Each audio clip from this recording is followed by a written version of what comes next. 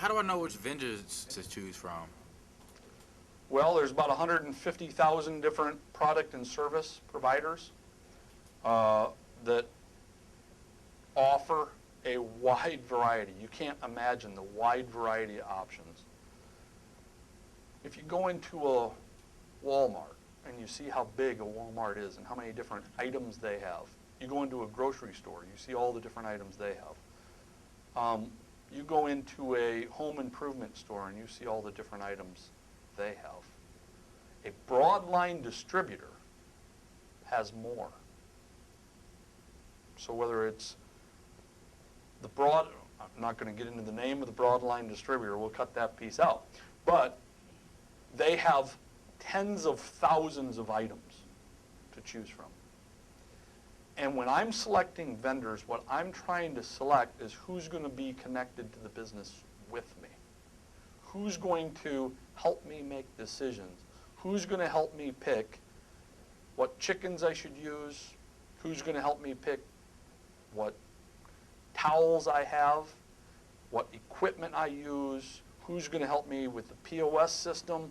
I want vendors who are going to help me be successful. And therefore, it's not just about price. One thing I see with a lot of independents is they pick vendors based on price.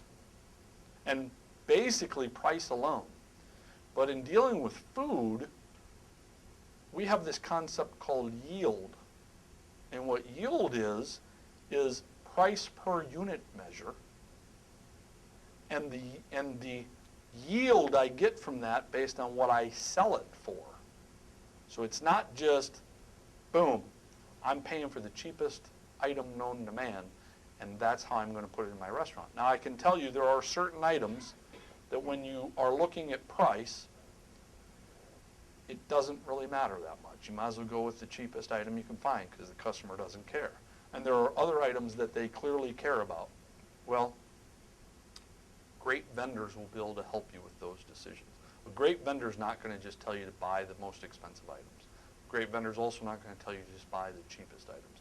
A great vendor is going to tell you to buy the right items based on your concept, based on what your business needs, based on what the marketplace wants. So it is a process of relationship, if you ask me.